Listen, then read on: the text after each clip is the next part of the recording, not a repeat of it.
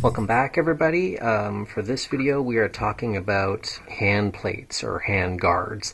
Let's talk a little bit about the originals. The originals were actually the gloves were a black rubber glove. They sometimes are referred to as chemical gloves, or you can even get them in hardware stores as black dishwashing gloves, but they were black rubber gloves. That's all they were. Normally these are a bit longer. They're about out to here, but I cut these ones off because they were just kind of difficult for me to wear, and they got really hot. And I use a black fabric glove liner inside anyways, because these tend to get a little bit sweaty. And then the original hand guards or hand plates, they were actually made from latex, and then they were painted, and they were just glued on. And if you watch in the movies, you can see them. They're fairly flexible. They bend. And then even in the originals, they started to kind of peel off a little bit. So if you wanted to go super authentic and super screen accurate, find yourself some black chemical or dishwashing gloves, and then you can either buy rubber hand guards, hand plates. I don't even know what to call them anymore. I'm going to call them hand guards from now on, okay? Or you can even make them. A lot of people will actually, glue layers of styrene plastic together, and then, make a mold from that, and then mix up their own latex and tint it or paint it. And you can even get urethane rubbers in white. But a common issue seems to be gluing them on. So these are my Sandtrooper ones. I made these 6 years ago now, and they're not too bad. I mean, I don't really wear them that often. Again, they tend to get kind of hot and sweaty unless you're wearing a glove liner, which is like a really thin cotton glove that you can put in, and you take that out, and you can wash that, you can rinse these out. They tend to get a little bit smelly too.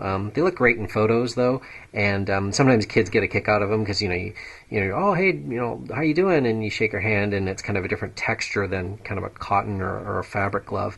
But they do tend to have a bit of wear and tear on them because you're dealing with two different flexible materials that are often difficult to bond together. So for this one, I used silicone, like a bathroom type silicone, and it's sort of held up, but you can tell it's kind of starting to wear out. I have a few other friends that have put together their gloves like this, using a rubber hand guard and black rubber gloves, and some other adhesives that you can definitely try out. E6000, which you're already using for the rest of the armor, two-part, right? So you're maybe masking off this shape with masking tape on the glove, and then spreading your E6000 out using a popsicle stick.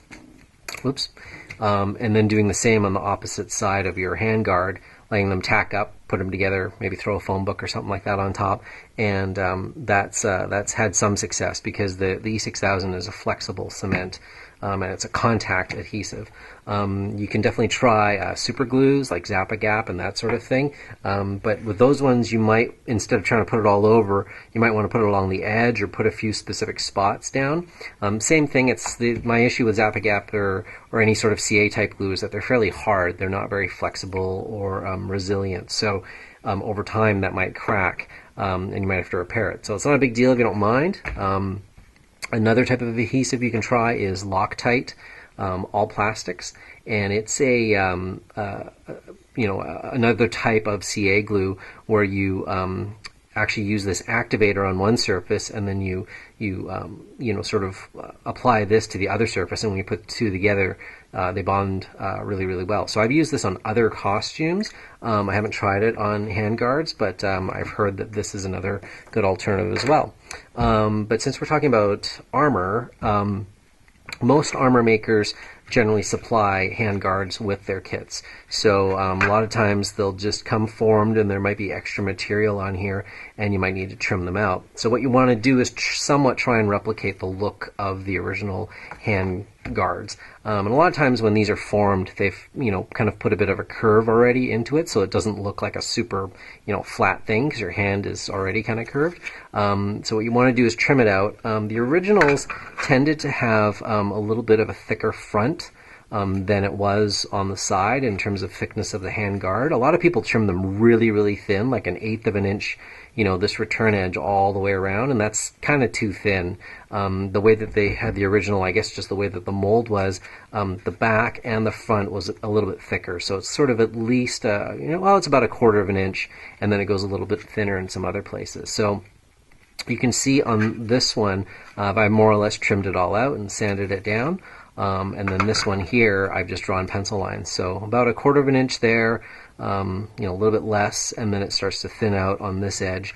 And then this side is sort of a little bit thicker again. So this might be about 1/4 of an inch there. And then this is just sort of a connecting point between the two. But same thing, you can use your Lexan scissors and just go along that line. And then you want to make this part a little bit, it's not really a straight line, it's more of a curve. That'll be a straight line, I'm going to leave that one. And then the back here, just kind of from a comfort perspective, and also sort of following along with this upper edge, you might want to curve that cut a little bit. And then this one here is just a little bit crooked, so I'll just straighten that one out. But hand plates are pretty straightforward, and then use your sanding block. I wouldn't advise using a soft sanding block for this particular case, because you want to kind of keep the straighter edge in some spots. So just smooth that out, and you can use this one on the curved spots, right? That's pretty much about it. And then in terms of gloves and attaching them, we'll talk about this a little bit more maybe when we start putting the kit together, but if you're going with your rubber gloves, screen accurate with your rubber handguards, awesome. If you want to go with the plastic armored handguards, you still got to figure out a way to attach them to your gloves. So in terms of gloves, there's a few ways you can go. Most people will go with kind of a fabric, kind of cottony glove. These are sort of outdoor jogging gloves, which work quite well. It's got a bit of a leather palm on there. You want to try and find something without any logos or writing on other parts of the hand. This part's going to be hidden by the armor anyways.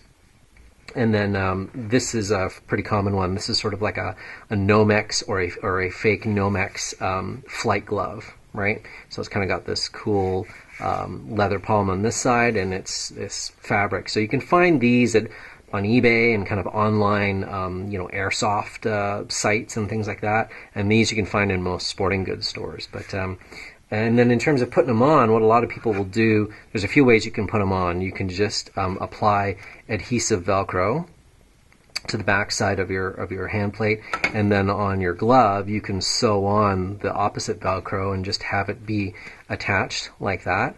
What I've seen other people do, and I've done something similar, is attached maybe like a 1-inch wide elastic strap, like a loop, on the inside of this handguard, and you got to keep it pretty close to your hand.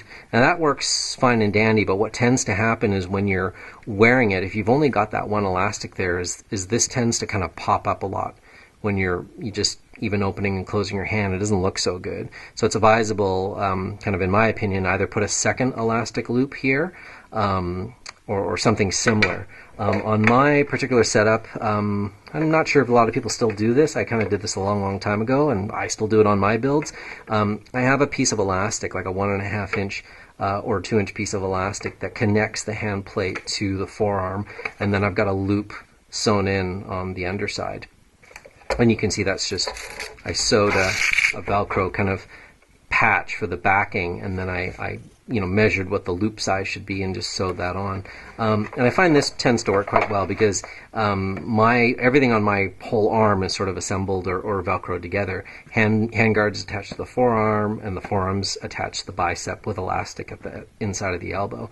And so I never really lose the handguards. I just leave them on there, and they stay on really good.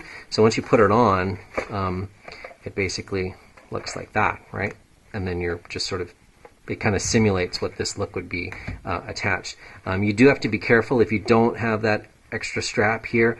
You're going to tend to get it to kind of see a gap, and it's going to pop out. So sometimes it looks a little bit better if you put that extra strap on. On my Sandtrooper, I've got an extra strap that runs around the wrist, and so that works quite well. So a few different ways to go, but handguards are sort of one of the easiest parts of the build. And yeah, you can just sort of pursue it kind of the Velcro route, or with straps for fabric type gloves, or you can kind of go more the screen accurate way and go with the rubber ones. But either way, it will complete your Stormtrooper or Sandtrooper costume. Both these types of handguards with this particular design on it, this sort of crescent with the rib on the back. These were used in a New Hope style.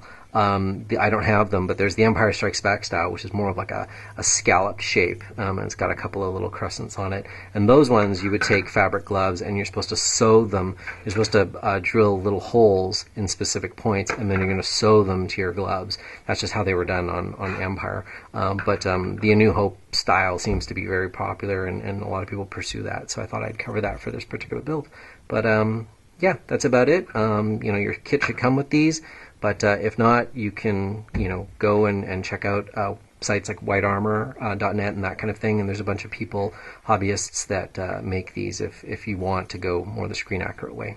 All right, so good luck with those, and thanks for tuning in.